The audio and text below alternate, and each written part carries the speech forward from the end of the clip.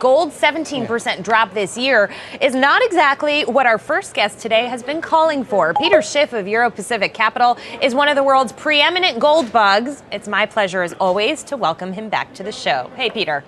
Hey, you know, you're talking about investors' demand for gold going down. I would disagree because, you know, I own a gold company, too, Euro Pacific Precious Metals, and we've never had more demand from our clients in the history of my company than we have now. I would say that speculative demand is what went down. I think a lot of people who came late to the gold rally were speculating in gold. They were simply buying it because the price was rising. They wanted to hop on that train. They used ETF. They used the futures market. So I think the speculators have been flushed from the market in this pullback, but the investors, they're still there because all the reasons that they've been buying gold for the past 10 or 12 years, those reasons have never been stronger, and so investor demand continues. We flushed away the speculative demand, but I think the speculators will come back in the next rally.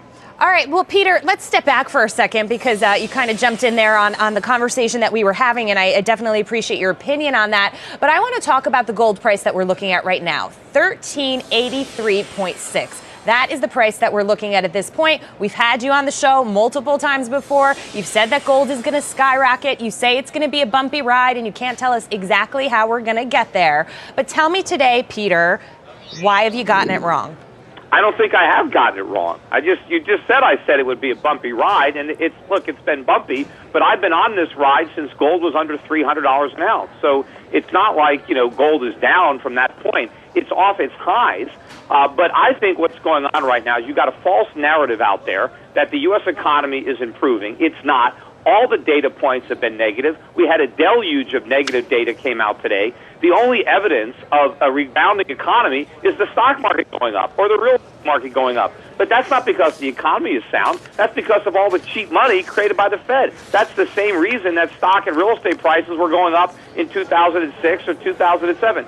It is a bubble. The economy, meanwhile, is actually getting worse, and all this talk about the Fed getting ready to take away the punch bowl is all talk. They're going to spike it even more. They're going to up the size of QE, but people who are speculating on an early end are getting it wrong.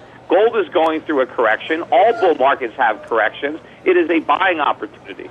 Okay, Peter, I want to transition on to another point and talk about Japan for a moment, because you sort of believe that their easing efforts are going to fail. But today, Japan's first quarter GDP growth, it actually came in at an annualized rate of 3.5%. So what do you think the chance is that the Japanese can actually create some real growth here? Well, that was, I think, the nominal number. So I think if you back out inflation, it was maybe half of that. Okay. But, yeah, I mean, in the very short term, you know, you get a little bit of a boost, just like you shoot yourself up with heroin, and it feels good initially. But you got to think about the long-term consequences. This is a disaster for Japan. Japan doesn't need more inflation. That's not what's going to help the economy. In fact, stable prices or slightly falling prices, if you're lucky enough to have that, are great for your economy because as prices come down, consumers can buy more stuff.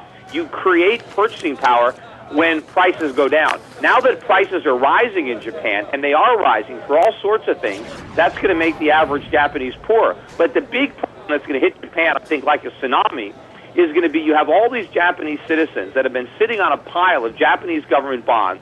They need to sell those bonds. They need to get out of Dodge. They need to get rid of their yen and buy something, anything, stocks, gold, foreign bonds.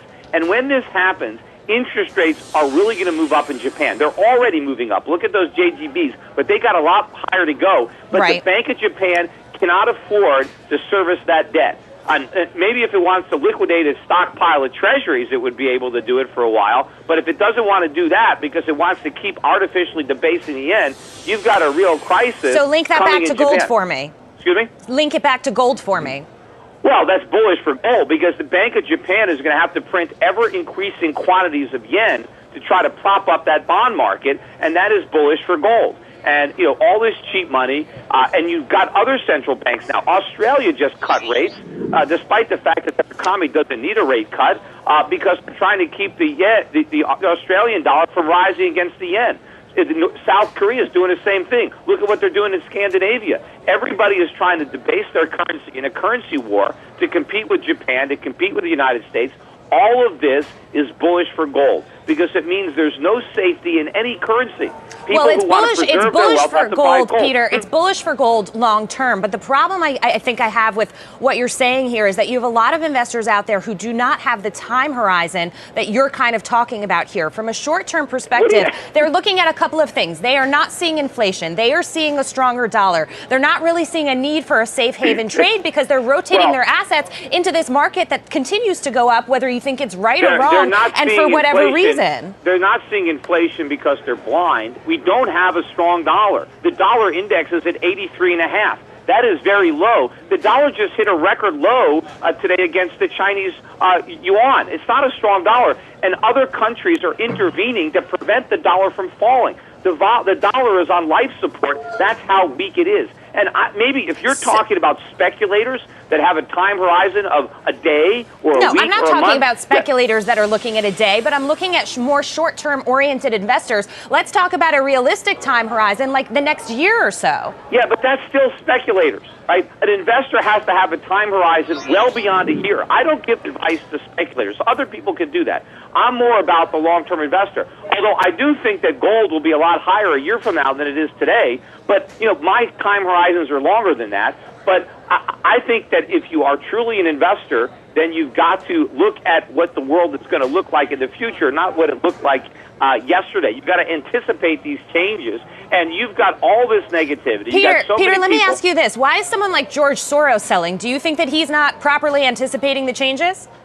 Look, I don't know what George Soros is doing. For all I know, he might be about to buy back the gold that he sold. You have no idea what people are doing, especially if they're public about what they're doing. Because, if you want to buy something, you want the price to go down. And so you might want to talk it down in order to buy it. I mean, that's what Goldman Sachs does. So who knows? I know there's a lot of Wall Street heavyweights.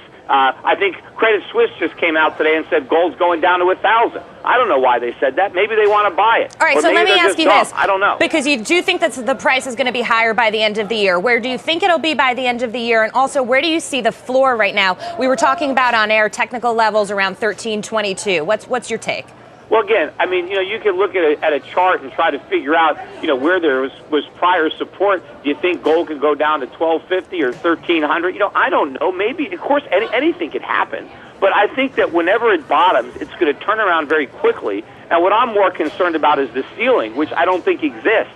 I think there's way more upside potential than there is downside risk. The risk is in currencies. The risk is in the dollar. The risk is in the yen. They're printing these currencies like they're going out of style, and they're never going to stop until there's a currency crisis. And people who can see this are preparing for it. It's been building for years. That's why the price of gold went up from below 300 to almost 2,000. And that is not the end of the bull market. The 1987 stock market crash wasn't the end of the bull market in stocks. It continued for another 13 years. All right. The drop in the gold price was not as big as that crash, but it's just as meaningful because that decline meant nothing, and so did this decline. And we had a bigger correction in gold in 2008, and that correction meant nothing because after gold bottomed out in 2008, it tripled. Right. All right, Peter Schiff, we are going to have to leave it there. We'll leave it on that note until next time, of course. Peter Schiff of Euro Pacific Capital and the author, of course, of The Real Crash, America's Coming Bankruptcy. Thank you so much, as always.